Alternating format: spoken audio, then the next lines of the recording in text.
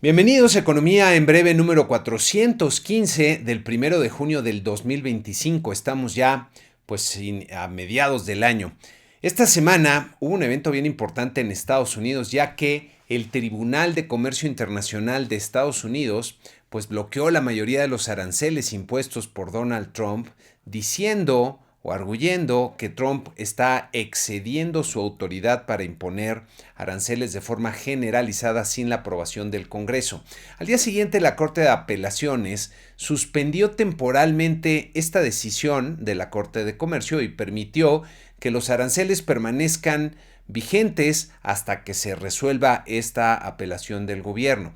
De mantenerse la decisión del Tribunal de Comercio, Estados Unidos tendría que reembolsar miles de millones de dólares en aranceles que ha recaudado hasta el momento, lo que tendría afectaciones sobre el país y sobre varias empresas.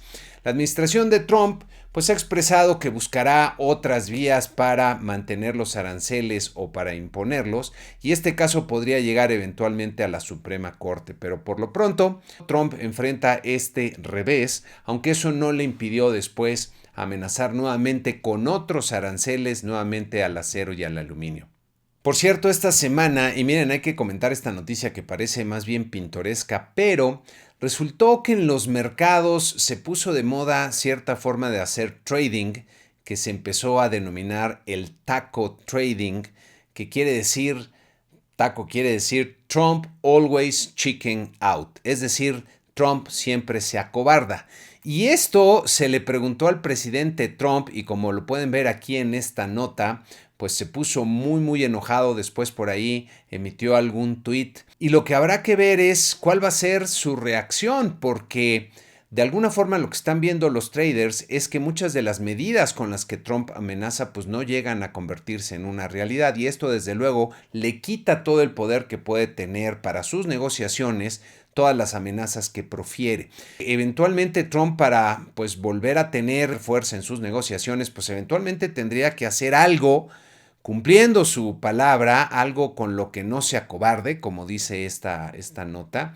Y vamos a ver qué tipo de cosas son las que puede hacer. Desde luego, el tema de los aranceles no es la única herramienta o el único garrote que tiene a su disposición. Y vamos a ver cómo reacciona en las siguientes semanas, porque hay varios temas que van a ser relevantes. Siguiendo con el entorno global y lo ocurrido en Estados Unidos, esta semana también hubo un par de acontecimientos relevantes en el tema de la guerra en Ucrania, ya que por un lado, Trump advirtió que Putin estaba jugando con fuego, mientras que crecen las presiones al interior de Estados Unidos para que se endurezca la posición que ha tenido Trump contra el gobierno de Putin. Y mientras tanto en Europa, y esto representa un cambio muy significativo, el nuevo canciller alemán Friedrich Merz ya le dio la autorización a Ucrania, en coordinación con Reino Unido, Estados Unidos y Francia, para poder utilizar las armas que tiene de largo alcance en territorio ruso. Entonces esto va a cambiar el cómo se está desarrollando el conflicto. Desde luego es una muy mala noticia para Putin y sus tropas y una buena noticia para Ucrania.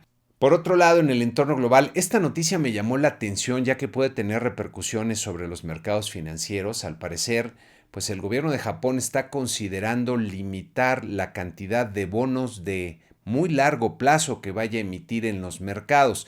En las últimas semanas hemos visto que ha estado aumentando la presión sobre la parte larga de la curva en diferentes mercados, no solo en Estados Unidos, después de que Moody's bajara la calificación. Muchos bonos de largo plazo se han estado presionando.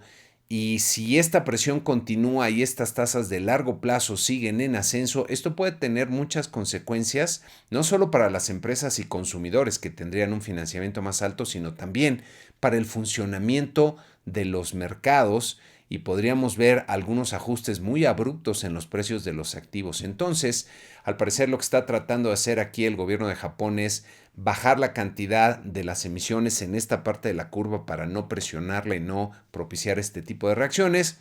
Ya veremos qué ocurre. En Estados Unidos tuvimos las minutas de la Reserva Federal de su última decisión de política monetaria, que contienen básicamente lo que ya se había conocido anteriormente. Es muy claro que para la Reserva Federal y esto es algo inusual, como se los comenté en su momento, los dos riesgos principales a su mandato, que son el mantener la mayor cantidad de empleo posible y los precios estables, reafirman que los dos riesgos de tener mayor desempleo y mayor inflación están aumentando de forma simultánea, lo que es algo muy inusual.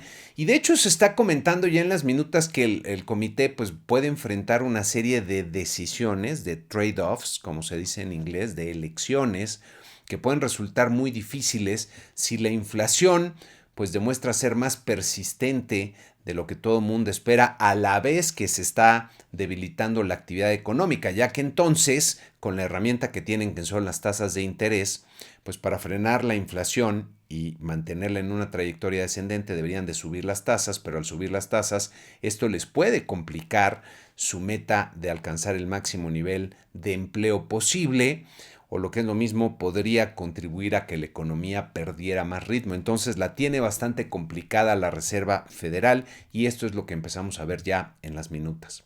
Pasando a México, esta semana uno de los eventos relevantes fue la presentación por parte de Banco de México de su informe trimestral. Y dentro de su informe trimestral lo más relevante es la revisión que hacen a sus pronósticos, especialmente al pronóstico de crecimiento de la actividad económica que pueden ver en esta lámina, con una revisión significativa a la baja tanto para este año como para el que sigue.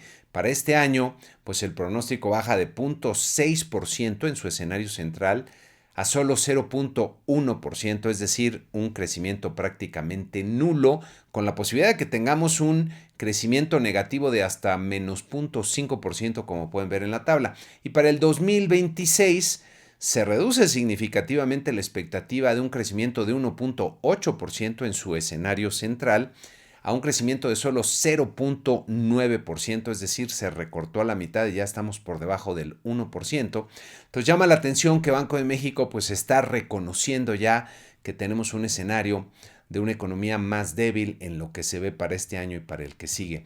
Por cierto, el reporte siempre es muy amplio, hay un montón de temas que vale la pena ver, pero en esta ocasión me llamó la atención estas gráficas que presentan a la hora de que están analizando cómo se ha desempeñado el crédito del sector bancario. Y aquí lo que tenemos es justamente las empresas acreditadas con saldo vigente, tanto las que son grandes pero no son emisoras en el mercado, es decir, de alguna forma necesitan este financiamiento de los bancos, y las empresas pequeñas y medianas. Y me llama mucho la atención que hemos visto una recuperación significativa en el crédito y en este caso en las empresas acreditadas, al mismo tiempo que las tasas de interés han estado bastante elevadas. Por lo menos eso es lo que se comenta y esa es una de las razones por las cuales Banco de México está bajando la tasa de interés. Y esto parece ir en contra del prácticamente dogma, diría, si bien es un aprendizaje que nos deja la evidencia empírica que existe esta relación inversa entre las tasas de interés y el nivel de crecimiento de la economía. Esta relación viene por el lado del crédito principalmente, ya que cuando el crédito se encarece, en teoría debería de bajar la demanda de crédito y esto también bajar la inversión y el crecimiento, pero lo que estamos viendo es que con todo y que hemos tenido tasas de interés muy altas, por lo menos como se comenta en los mercados, pues el crédito no se ha visto afectado, sino más bien ha venido creciendo de forma importante. Entonces es algo que queda para la reflexión desde mi punto de vista. Al México tener un bajo nivel de penetración financiera, un alto nivel de informalidad, pues los bancos tienen un universo muy limitado de posibles acreditados y cuando la tasa de interés baja demasiado y no logra compensar el riesgo que pueden percibir los bancos en este universo de acreditados, pues el crédito se ve afectado. Y al revés, cuando las tasas de interés son altas, entonces hay un mayor universo de posibles acreditados que sean viables para los bancos y me parece que algo así es lo que está pasando con esta gráfica.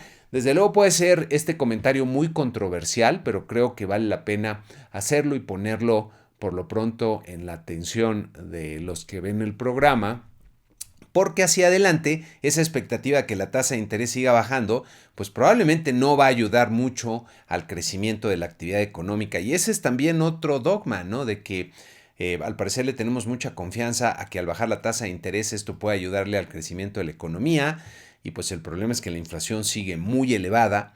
me da la impresión de que lo más efectivo que hemos visto en el uso de la política monetaria es para mantener ancladas las perspectivas de inflación y eso permitir con ello que la inflación tienda a bajar y a regresar hacia los niveles en donde se quiere tener la inflación. Por otro lado, dentro del mismo informe, pues Banco de México comenta varios de los riesgos que se están dando para el crecimiento este año. Muchos ya los conocemos, la incertidumbre por las políticas en Estados Unidos, el menor crecimiento que puede darse en Estados Unidos, la volatilidad en los mercados financieros, un posible escalamiento de los conflictos geopolíticos o el impacto de la consolidación fiscal aquí en México y fenómenos meteorológicos.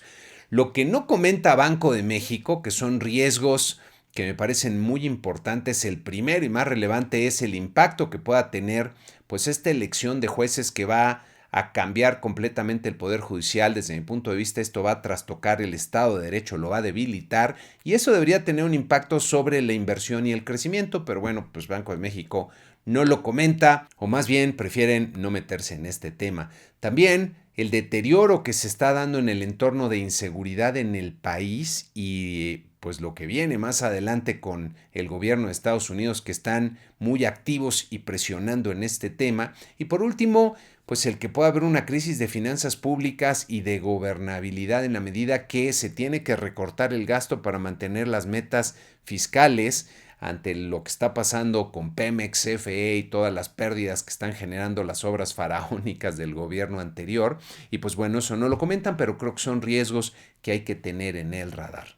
Y en el entorno político de México, bueno, este domingo se están realizando las elecciones estas para elegir a jueces y magistrados que pues son operativamente un verdadero desastre. La cantidad de boletas que tendría que llenar la gente en la semana.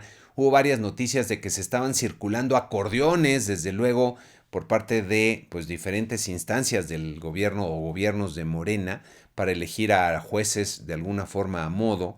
Y pues vamos a ver qué es lo que pasa en las siguientes semanas. Creo que va a ser muy importante ver el porcentaje de votación que tenga esta elección para ver qué tipo de legitimidad puede tener, que desde mi punto de vista no tiene mucha porque normalmente los ciudadanos que son los que cuentan los votos son los que le han dado legitimidad a las elecciones que ha organizado el INE, pero ahora no van a ser los ciudadanos los que cuenten los votos. En fin, ya estaremos viendo las reacciones esta semana.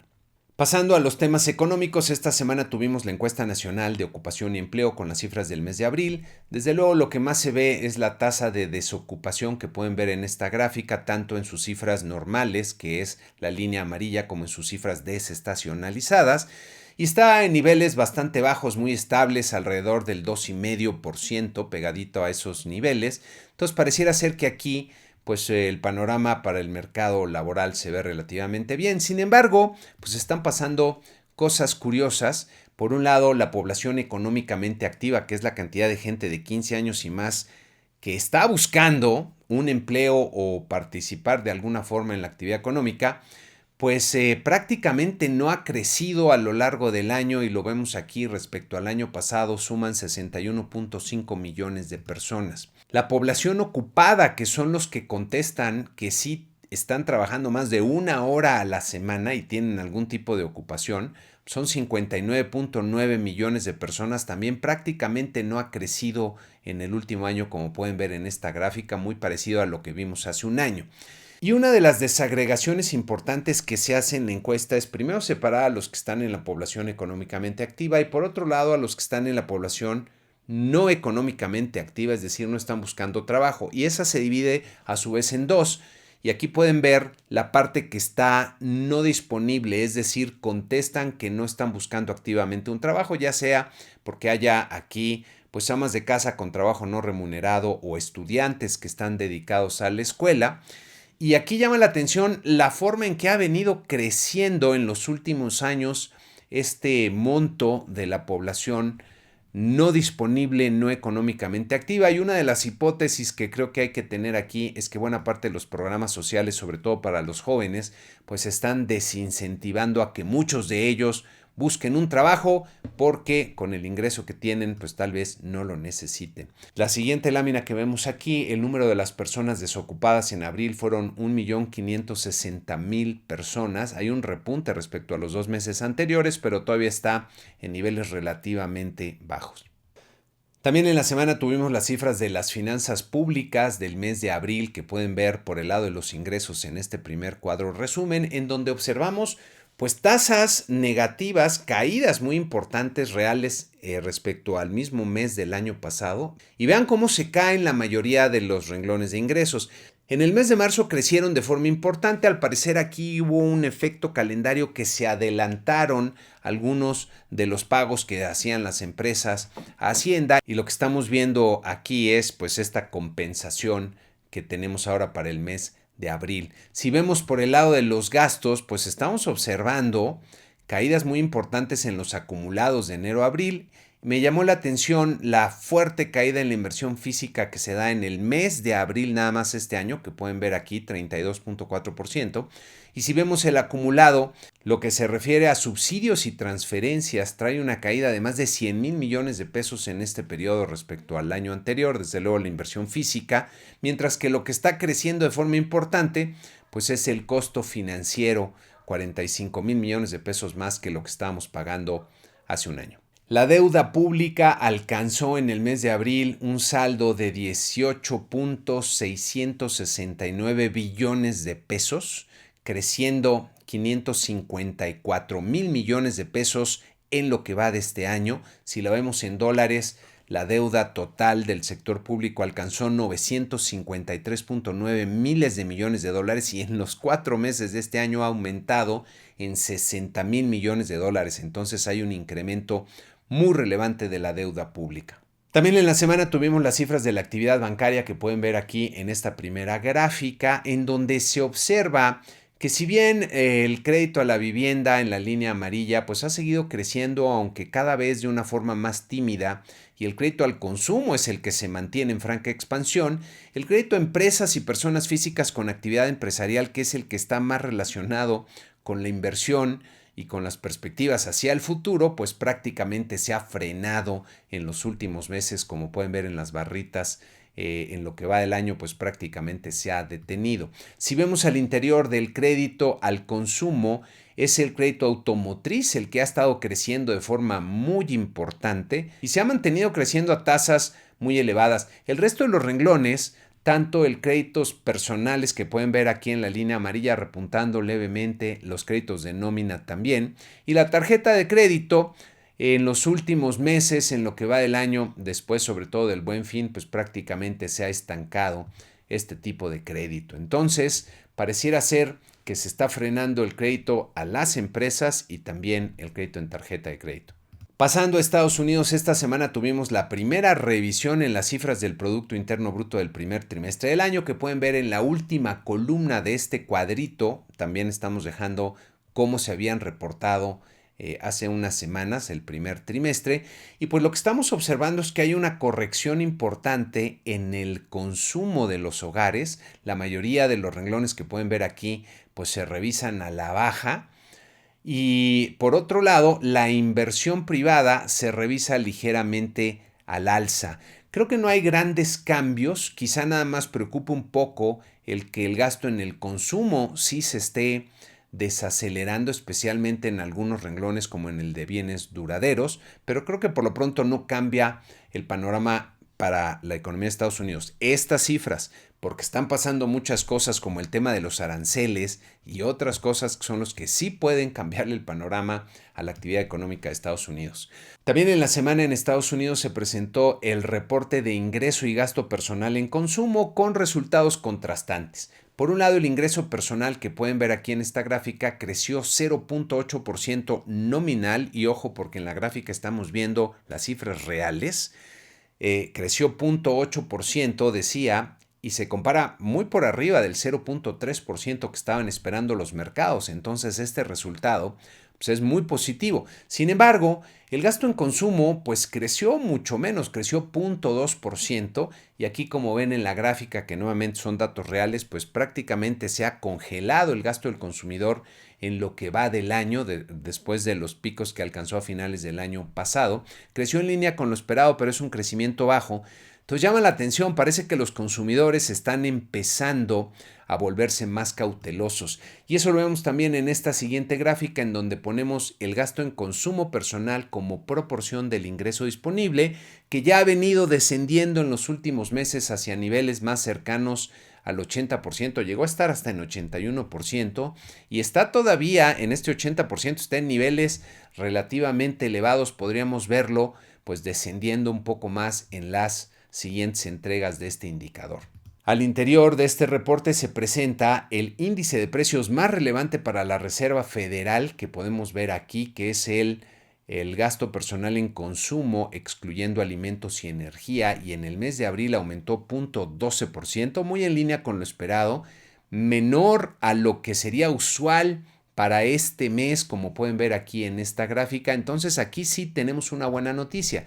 En esta siguiente gráfica, que podemos ver las variaciones mensuales de este mismo índice de precios, pues vemos que el último dato pues ya está muy en línea, como si fuera casi un eje de lo que se observó antes de la pandemia. Entonces es un buen dato porque es un dato consistente con una inflación del 2%. Sin embargo, si lo vemos a tasa anual, a pesar de que hay una ligera baja del 2.6 al 2.5%, y eso es buena noticia, pero vemos cómo pues, se ha estancado básicamente en los últimos meses alrededor de este nivel o por arriba del 2.5%. La meta es 2, entonces todavía tiene camino por recorrer, y para que la Reserva Federal pueda bajar la tasa, me parece que tendríamos que ver varios meses en los cuales se retoma esta tendencia descendente en este indicador de inflación, y eso querría decir varios meses con lecturas muy bajas en la tasa mensual. Eso por lo pronto no ha ocurrido y por eso la Reserva Federal pues se mantiene a la expectativa. Los mercados accionarios esta semana que ya terminó el mes de mayo, la semana fue buena en lo general con nuestro promedio de 10 índices aumentando 1% como ven aquí en nuestra tabla, que en esta ocasión incluye el desempeño que tuvieron en el mes de mayo, que fue bastante bueno para los mercados como pueden ver aquí con ganancias generalizadas y con el promedio de nuestros 10 índices aumentando 4.9%. Entonces fue un buen mes el mes de mayo. En esta siguiente gráfica pueden ver en los últimos 3 años cómo se ha comportado este promedio de nuestros 10 índices. Vean la baja tan pronunciada que se da luego de que Trump anunciara sus tarifas generalizadas. Luego viene esta recuperación muy importante. Hay que recordar que la volatilidad va en los dos sentidos, a la baja y al alza. Y en los siguientes meses, con la incertidumbre que está a todo lo que da por lo que está pasando con la política económica en Estados Unidos y con el entorno geopolítico, pues creo que habría que estar muy prevenidos porque en cualquier momento podemos ver otro episodio de estos de fuertes ajustes en los precios de los activos.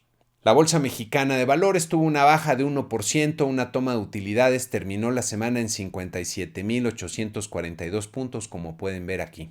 Y nuestro tipo de cambio se depreció un poquito, terminó el mes de mayo y la semana en 19.44 pesos por dólar, aunque todavía sigue pues en niveles bastante bajos, que se explican, como ya habíamos comentado, más que nada por la debilidad del dólar. Creo que hay que tener mucha cautela aquí con los niveles del tipo de cambio. Me da la impresión de que en cualquier momento pueden venir ajustes importantes hacia niveles más altos. Y para esta semana vamos a tener bastante información tanto en México como en Estados Unidos. En México comenzamos el lunes con las remesas familiares del mes de abril. Tendremos también los resultados de la encuesta de expectativas que conduce cada mes Banco de México, a ver si aquí ya se observa un crecimiento promedio de 0. Tendremos también el indicador IMEF del mes de mayo. Luego el miércoles las cifras del consumo privado y la inversión fija bruta del mes de marzo. También el jueves tendremos los resultados de la encuesta Citi y la confianza del consumidor del mes de mayo. Y en Estados Unidos, pues vamos a ver cómo reacciona Trump a todo esto que está pasando y qué tipo de medidas puede tomar. Al parecer, creo que ha perdido un poco la iniciativa en la narrativa, entonces algo tendrá que inventar y eso pues representa, creo yo, pues un peligro para la economía de los mercados. Vamos a tener también el lunes el ISM manufacturero. De hecho, aquí hay varios indicadores que pues no les hemos estado dando tanto seguimiento, o por lo menos no los he estado reportando en el programa, porque pues no han sido quizá de lo más relevantes, pero ahorita que la economía pues pudiera estar empezando a cambiar de ritmo y la posibilidad de que venga una mayor debilidad, ahí está, pues hay que empezar a ponerles más atención. Entonces les decía, el lunes tendremos el ISM manufacturero del mes de mayo. Posteriormente, el martes, veremos cómo salen las ventas de coches del mes de mayo.